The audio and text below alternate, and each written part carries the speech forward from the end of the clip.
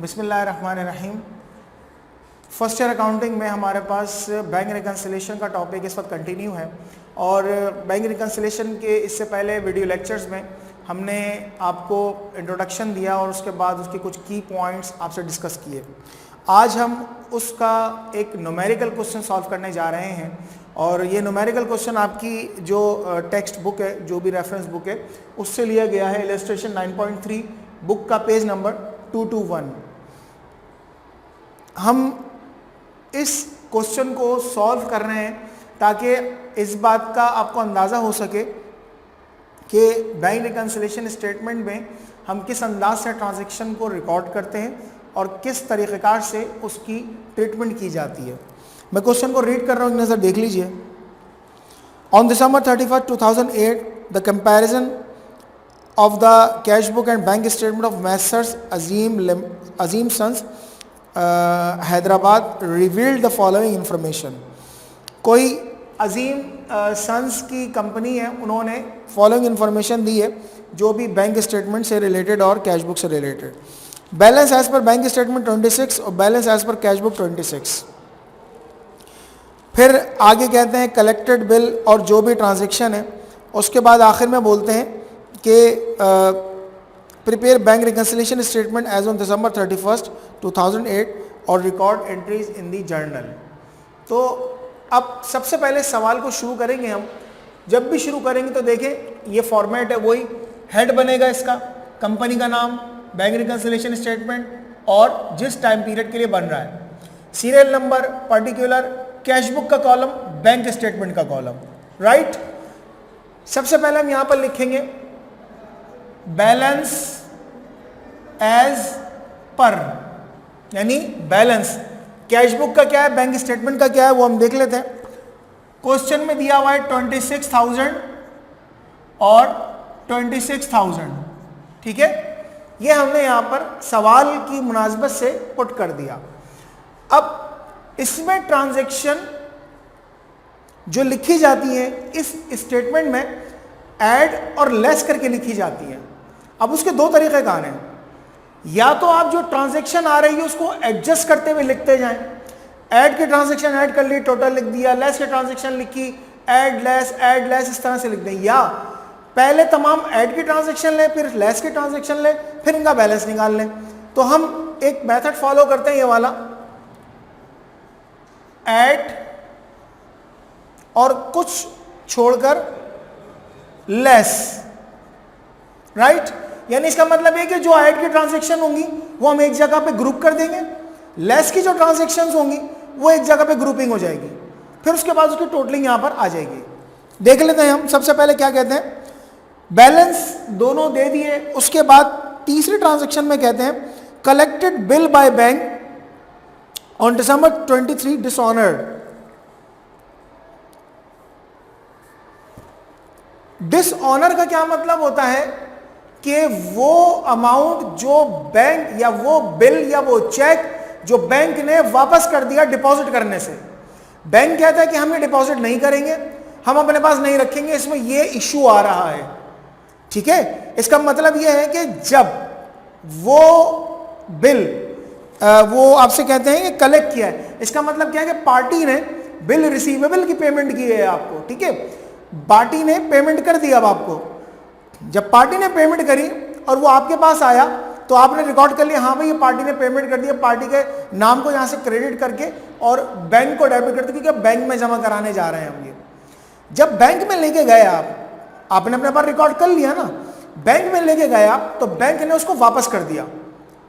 अब आपके पास रिकॉर्ड हो गया, बैंक वापस कर रहा है। जब बैंक ने वापस कर दिया तो आप भी क्या करेंगे, अपने पास से उसको माइनस कर देंगे। अगर बैंक उसको अपने पास ऐड कर लेता तब तो बात सही थी कि आपने भी रिकॉर्ड कर लिया, बैंक ने भी रिकॉर्ड कर लिया। आपने तो रिकॉर्ड कर लिया जब वो बिल मिला आपको, लेकिन बैंक ने रिकॉर्ड नहीं किया। देखिए वो फर्क आया था, तो इसलिए उस फर्क को बराबर करने के लिए, क्योंकि बैंक ने वापस कर दिया, आप अपने पास से ही वापस करेंगे। इसका मतलब कैश बुक से इसको माइनस करेंगे हम। मैं यहां पर लिख लेता हूं नंबर 3, बिल डिसऑनर्ड, ठीक है।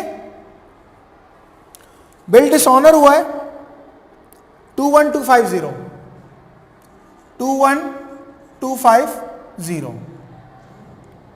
माइनस, अच्छा मैंने आपसे पहले भी जिक्र किया इस बात का, जो फिगर ब्रैकेट के साथ लिखा जाता है इसका मतलब वो माइनस का फिगर है, और हमने लेस के कॉलम में इसको लिखा है, रेफरेंस नंबर हमने 3 यहां पर ट्रांजैक्शन का लिख दिया। हम आगे बढ़ते हैं। नंबर 4 कहते हैं check deposited but not cleared, check deposited but not cleared, इसका मतलब क्या है? अनक्लियर्ड चेक्स, राइट, अनक्लियर्ड चेक्स। हमने आपको कुछ की पॉइंट्स लिखवाए थे, वो की पॉइंट्स आपको क्या शो करते हैं कि जितने भी अनक्लियर्ड चेक्स होते हैं, जितने भी अनक्लियर्ड चेक्स होते हैं वो तमाम के तमाम बैंक में ऐड होते हैं, ठीक है। अनक्लियर्ड चेक बैंक में ऐड होते हैं, उसकी वजह क्या है वो भी सुन लीजिए। बैंक में ऐड करने की वजह क्या है? अनक्लियर्ड चेक, फॉर एग्जाम्पल आपने कोई चेक दिया बैंक में जमा कराने के लिए, बैंक में जमा कराने के लिए कोई चेक दिया, आप सेटिस्फाई थे कि आपका जो चेक है वो बैंक में डिपॉजिट हो जाएगा, आपने अपने पास रिकॉर्ड कर लिया कि हाँ जी ये पैसे मेरे बैंक में जमा हो गए। अब बंदा लेके चला बैंक की तरफ, बैंक गया तो बैंक ने क्या करा कि उसको क्लियरिंग पर डाल दिया। अब देखिए जब क्लियरिंग का प्रोसेस मुकम्मल होगा तो वापस से चेक आपके पास आएगा, वापस से चेक आपके पास आएगा, तो जब चेक आपके पास वापस आएगा, सॉरी बैंक में वापस आएगा, तो बैंक में आके जमा तो होना ही है ना उसने, आज नहीं तो कल, कल नहीं तो परसों, क्योंकि 2 दिन का टाइम होता है, तो 2 दिन के टाइम के बाद वो बैंक में चेक जमा हो ही जाएगा। इसलिए हम क्या करते हैं, उसको बैंक में अपने पास ऐड करते हैं, ठीक है। तो हमारे पास अमाउंट आ जाएगी 12950। यहां पर हम लिख लेंगे नंबर 4 अनक्लियर्ड चेक्स 12950। अच्छा आगे चलते हैं। Number 5 check issued but not presented for payment. But not presented का मतलब अनप्रेजेंटेड चेक। अनप्रेजेंटेड चेक ये आपका हमेशा बैंक से माइनस होता है, इसको हमेशा हम बैंक से माइनस करते हैं। अनप्रेजेंटेड चेक हमेशा बैंक से माइनस होगा, तो लेस की जगह पर आएंगे नंबर 5, यहां लिखेंगे अनप्रेजेंटेड चेक्स 21950 माइनस, ठीक है। आगे चलते हैं। Number 6 bank collected note receivable. Bank collected notes receivable. एक बात बेटे याद रख लें, बैंक जो भी कलेक्ट करेगा, जो कुछ कलेक्ट करेगा वो आपके पास ऐड होगा। आपके पास ऐड होने का मतलब कैश बुक में ऐड होगा, ठीक है। और बैंक की तरफ से जो भी पेमेंट होगी तो वो या जो भी चार्जेस होंगे वो आपके पास से माइनस होंगे, यानी कैश बुक से माइनस होंगे, ठीक है। तो ये बैंक ने कलेक्ट करा। जब बैंक ने कलेक्ट करा आपके पास से, तो इसका मतलब ये हो गया कि ये बैंक में तो आ चुके हैं पैसे, आपके पास रिकॉर्ड नहीं हुआ, आ तो चुके हैं आपके पास, यानी आपके अकाउंट में ट्रांसफर हो गए, रिकॉर्डिंग नहीं हो सकी है इसकी, तो रिकॉर्डिंग कर लेंगे इसकी। तो अमाउंट है हमारे पास इसकी 12,000। तो यहां पर आएंगे number 6 collected notes receivable, right, collected note receivable, और अमाउंट आ जाएगी 12,000। आगे बढ़ते हैं। Number 7 bank charges. Bank charges, आपने जितने भी चार्जेस हैं तो ये तमाम के तमाम आपके माइनस होते हैं कैश बुक से। उसकी वजह क्या है कि बैंक वहां पर चार्जेस आपके अकाउंट से खुद ही डिडक्ट कर लेता है और बैंक स्टेटमेंट में शो कर देता है। आप तक ये बात पहुंच नहीं पाती। जब स्टेटमेंट आता है तो आपको पता चलता है हाँ जी चार्जेस बैंक ने काटे, तो बैंक ने चूंकि आपके अकाउंट से माइनस कर दिए पैसे, लाजमन अपने रिकॉर्ड में भी आप माइनस करेंगे, तो रिकॉर्ड में माइनस करेंगे इसका मतलब कैश बुक से माइनस करेंगे। तो हम यहां पर लिख लेते हैं number 7 bank charges. Bank charges 30 rupees cash book से माइनस कर दिए हमने। आगे बढ़ते हैं, इंटरेस्ट 280 का। अच्छा इंटरेस्ट 280 का, अच्छा इंटरेस्ट दो तरह का होता है, या तो इंटरेस्ट इनकम होती है या इंटरेस्ट एक्सपेंस होता है, यानी इंटरेस्ट या तो चार्ज किया जाता है या इंटरेस्ट कलेक्ट होता है।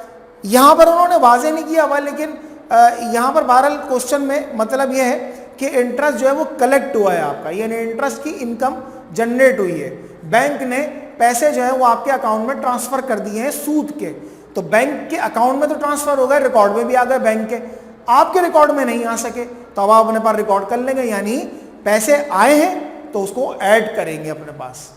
तो यहां पर लिख लेते हैं नंबर 8। नंबर 8 है आपके पास इंटरेस्ट फ्रॉम बैंक, तो अमाउंट है आपके पास 280 की। अब देखिए सवाल में जितनी ट्रांजैक्शंस थी वो हमने यहां पर रिकॉर्ड कर ली, जितनी भी ट्रांजैक्शन थी वो हमने यहां पर रिकॉर्ड कर ली। अब हम इसकी टोटलिंग कर लेते हैं, तो क्या करेंगे हम बिल्कुल इसके साथ लाइन लगा देंगे और उसको हाथ के हाथ फुटिंग कर देंगे। अब देख लेते हैं, पहले इस कॉलम को कर लेते हैं फिर इसको कर लेते हैं। 26,000 plus 1295 0 minus 2195 0, 17,000 26,000 plus 12,000 plus 280 minus 2125 0 minus 30, 17,000।